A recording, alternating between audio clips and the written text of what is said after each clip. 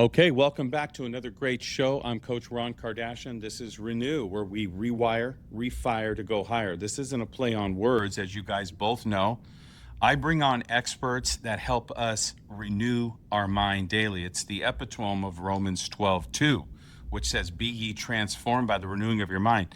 You know, I have an expert on today. I absolutely love Anna. She is a relationship expert, and I brought her on because she has written a new book called Unavailable, and a Christian. She is a Christian, and that is her last name, and I just love that intersection. Anna, thank you so much for being here. Thank you for having me. Yeah. Now we're going to dive deep into a subject today that we're going to talk first let's talk about your book, but I do want to segue into the aspect of a woman's life where she feels like she's going crazy, or an aspect of a man's life where he feels like he's going crazy because that relationship literally is not available. So you've written this best-selling book about being unavailable. And before we talk about the relationships, why don't you talk to us about your book and who is Anna Christian? Thank you. So, my book is from experience. What you were describing, I was the woman going crazy because I was with an emotionally unavailable man, and I had no idea what I was walking into when I agreed to marry him. I didn't know what I was signing up for. I was not educated when it comes to attachment styles and narcissism and addiction. And so I went through this 13-year or longer experience, which I'm just now getting to the point where I can thank God for everything that I've been through, because I wouldn't be where I am or who I am today to be able to walk through the mud with people and help them get unstuck and help them open their eyes to what they're really dealing with. And like you said, they're not crazy. And Yeah. so I'm now a relationship coach for high performing men because that is just my niche. And I'm able to reach these men and give them another perspective, which they find valuable. And just recently moved to Jupiter, Florida. Yeah, I saw that. Um, You're weathering from one atmospheric mhm, heat storm to another one, but it's way more humid than mhm, Texas was, right? mhm. Yes, I wrote unavailable because I was the person who attracted emotionally unavailable people. And then the Mm-hmm. subtitle is How to Become Unavailable to Love That Hurts. Ah. Because every love I'd known up until recently was a love that hurt. And I asked myself, if this is love, then why does it hurt so bad? And Mm-hmm. it wasn't love. It wasn't. Mm-mm. What does unavailable actually mean beyond someone just not showing up, texting back, Mhm. being unavailable? What's the deeper I love aspect? this. And for anyone who's not familiar with the attachment styles, there's basically four attachment styles. One of them is dismissive avoidant. These are the ones who are emotionally unavailable. And what that means in a nutshell is they were raised by probably a parent who is a narcissist, definitely a dismissive avoidant. So they are not in tune with their emotions.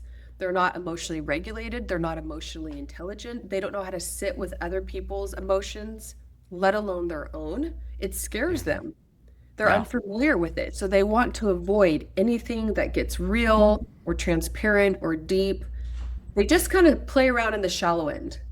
Okay, talk to us about that personality trait or that attachment Mhm, style. Businessmen, what do they look like? mhm. Flamboyant? Is this rub into narcissism? Talk to us about that. That's interesting because I'm very experienced with narcissism. And Okay. it's not just this cliche term that people throw around. It's a real thing. And it's actually very unfortunate. It's dangerous. It'll cause you to suffer for years if you don't know what you're dealing with. And so this person, it's interesting because, like we were talking about earlier, there is two types of narcissism. They're covert and overt. So the overt ones are more like what you just described, the flamboyant, life of the party, wants to be the center of attention. The covert, that's the one I was married to. They're undercover. They're very generous. They're very charming. They're very humble type of people. And so You if mean you they want, come off humble, but they're yes, if actually you very want humble, prideful? they're extremely insecure people. They're the most insecure people around. And people, you wouldn't Wow. know that because they put up this front like they're confident, they have it all together. They only want to be surrounded by people that they think are like high status. They think they only deserve to be around people who are successful, high achieving, high status people. They're not going to hang out with the Wow. peasants, right? Wow. Wow. Okay. And then talk to us about more of those character traits, because I know social media is playing a role. We were talking about overly exposure to social media. They want the realm of attention. They want to show themselves. True, false, indifferent. hmm So these people, like you said, they're manipulative. They're definitely manipulative in a very subliminal, insidious way. So they're manipulative, controlling, jealous, insecure, and they don't have empathy. They're not able to take responsibility. I think one of the biggest signs is they don't receive feedback. They get Oh, defensive, they shut down, they withdraw, they justify it. This is a huge justify. sign. Take But I'm ownership. owning. It makes Yeah. it sound better, but Yeah. it doesn't make it better. You telling me why you dropped the ball or why you lied, you still did it. Okay. So justification on the reason why is what that behavioral trait does. hmm Constant justification. Okay, then what about the term deflecting? Because people get this mixed up. Gaslighting, can you give us a little definition Yes. of terms? So start with justification. You did that. What about deflecting?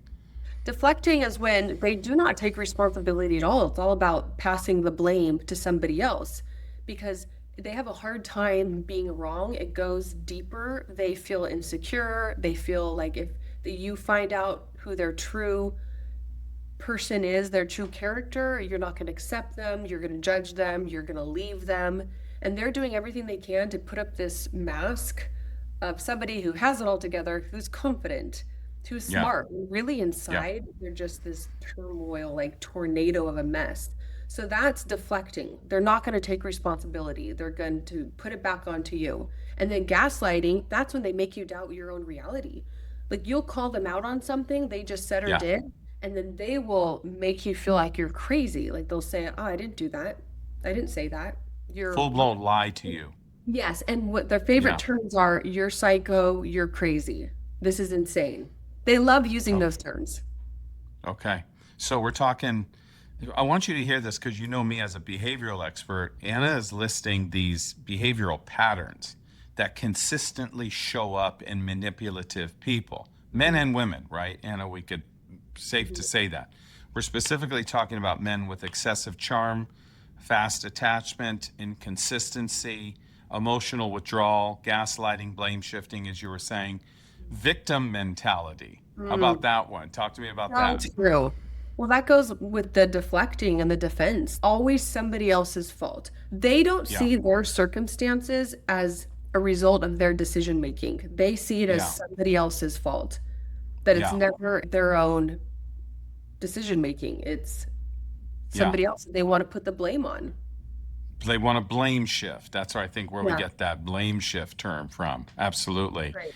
And then I think the biggest one you said is we're all trying to become better human beings. So if this is you and you're going, gosh, you guys have hit my list, lack of accountability, as you were saying, they don't want to be told what to do is actually the caveat to healing, right? hmm The way to get healed of this personality not disorder, we can't say that, but like a trait hmm or a behavior or a trauma, maybe, right? You induced a trauma when you're is accountability and coachability, right, hmm Anna? hmm Therapy, hmm hands down, right? Yeah. You have to definitely be able to receive the feedback to be open to another perspective. Like today, I had a coaching call where he hired me just because he wanted an overall assessment of him and where he was in his relationships or lack thereof. And I was like, I love this. I love that he's coming to me because he wants another perspective. And I Yeah. read stuff right away where I told him, I'm sensing this, this, and this. And he did not see it, which I love. Wow, blind spots. Right. Yeah, Yeah, there were his blind spots. And I love it yeah, because he came to me because he wanted to be aware of his blind spots. And that is the magic to growth because growth doesn't come through comfort, it comes through discomfort.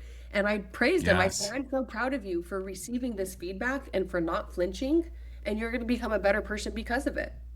That's awesome. I love that. And you guys know that this is what we uncover is we reveal hidden strengths and liabilities that hold you back from your next level. If you're interested in that, I want you to DM because Anna and I will send you some information on how do you reveal the areas that are holding you back and get a third eye view of the areas that are going to make you better, more successful, more wealthy, more intuitive. A word that I like to use is more conscientious. Are you coherent to your relationships? Like when we're talking to each other, we're completely coherent. This is how you should be in your relationships. And so we'll break that down in a little bit. Let's move into faith and discernment. How important is discernment versus attraction? Wow. Well, discernment will spare you so much heartache and wasted time. I'm a time person. I hate wasting Yeah, time. me too. And Me so too. if you have discernment, you can go into a first date with your eyes wide open, your heart wide open, but your mind. You're reading people not through the chemistry that you feel or the spark, but Yeah. you're assessing the situation based on what your mind is telling you, which for people who don't know, a lot of people make decisions based on how they feel instead of what their mind is telling them. And what I mean by that is reading people's patterns, Yeah. listening to what people are saying throughout Yep. and paying attention to what they're consistent in or not, if their stories match up. So that's discernment, is being able to look at the person and think, who is this person really? How authentic are they being or not being? Yes. Yes. The other Because one, attraction could be limited, right? You could be actually yeah. enamored Mhm, by somebody and completely miss mhm, who they are inside as a person. mhm. So I Yeah. want to encourage people, when we're talking about the nervous system, right? Let's say Yeah. you're going on a first date. Your nervous system, most likely, if you're attracted to this person and there's polarity, so there's an even balance of masculine, feminine energy, your nervous system is going to be activated, which means you're going to get the butterflies. You're Yeah. going to be attracted and you're going to tell yourself, ooh, there's something real here.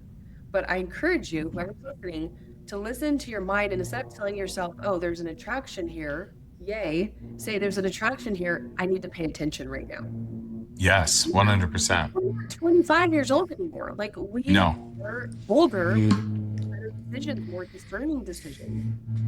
That's right. Well, if you are 25, this is wisdom coming from the general right here. She's Yeah, not 25, and neither am I. If yeah. you guys, well, maybe you guys can't tell that, but that's a different topic. But anyway, Anna and I are talking about what emotional safety looks like Mm, because when you go into a relationship, I think the two things for us, one that I learned, two she experienced, was that if you're not an emotionally safe person, then this is absolutely catastrophic for your own psyche, your own spirit, your own walk with God, your own walk in life, right, Anna?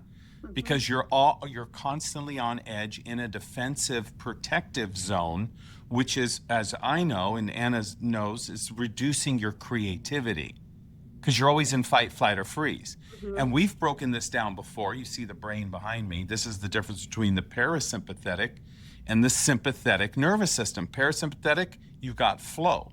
Sympathetic, you're pushing the brakes. We want to get you out of the state where you're constantly on the brakes. And that's why I get Anna and experts like her so you can get out of this state. Whether you're 25, 55, or 75, behavior is the same. Am I safe to say that, Anna? Mhm. Don't, it's not age, it doesn't discriminate. No. You got a bad attitude at 75, you had one Yeah. at 25, it's going to be the Yeah. same, right? Yeah. Just Right? hopefully, like, I'm 48 and I still feel like I learned lessons way too late in life. I Yeah, me keep too. making the same mistakes over and over again Yeah, at 48 years old. I need to learn my lesson, not keep signing up for the same lesson over and over again, just with a different yeah, personality, right? yeah. Well, I think this is a good point. Psalm chapter 1, verse 1, if I could bring up a Bible verse, it says, blessed is the man and woman that does not walk in the counsel of the ungodly. And Mhm. I think for many years, I don't know about you, but I made the mistake on going to ungodly people for counsel. And Mhm. I think this was a result of me learning later in the game, as we say, on how to facilitate things as precious as a relationship. I mean, when you think about it, we make investments in stock and mutual funds and opportunities and clothes and cars and homes. And how much investment are we actually making in ourselves?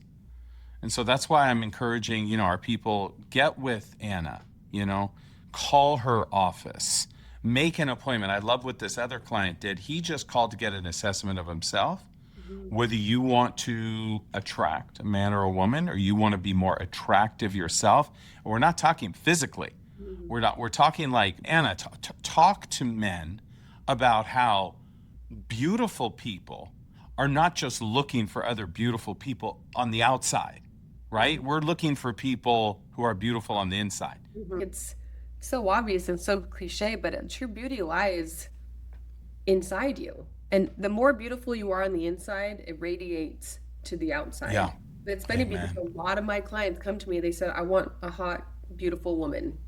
But these are the women that they attract, and they're empty on the inside and they suffer. These men have suffered for years because they keep going for the beautiful woman And and they that's don't something. look any deeper at her character. Is she grateful? Is she patient? How does she respond when she doesn't get her way? What's on the inside? They describe this woman and they say that she goes to the gym and she's attractive and she has good teeth and she's successful. They never describe her inside. And then I wonder Wait. They have good teeth, you said? good bone structure, good teeth. Oh, Lord Jesus. Okay, so here's what I want to offer. Coming from a man's perspective, here's what I did. I made a list so you can get it out of the way. Write down everything you want in that woman, right? But start with all of your fleshly things. Get them out of the way. But then as that list goes down, start talking about the deep intentions. One thing, do you want a woman who actually respects your children? This is a massive one.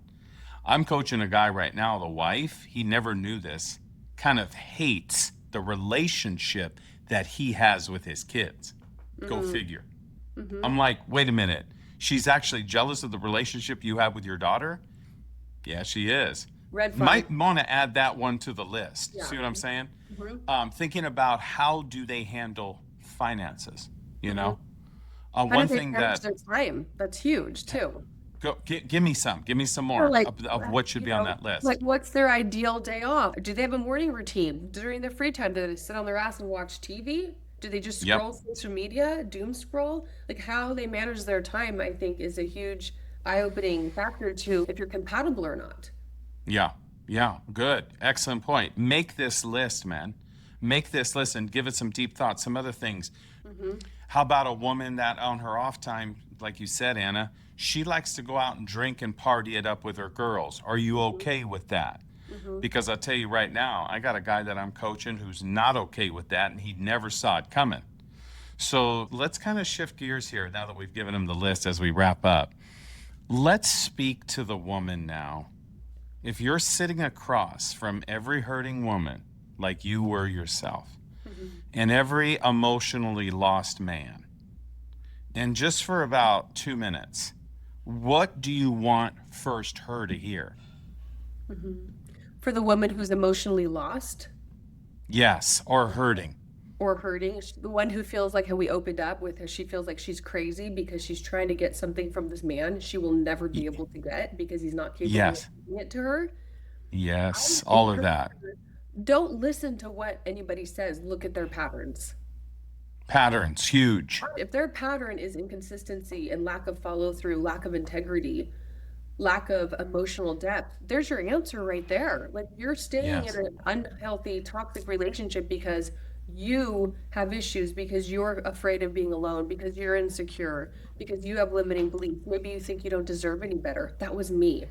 It's literally time to stop listening to the empty promises and to start looking at their patterns and then walk away. Like I love saying, hold your head up high, have some freaking backbone.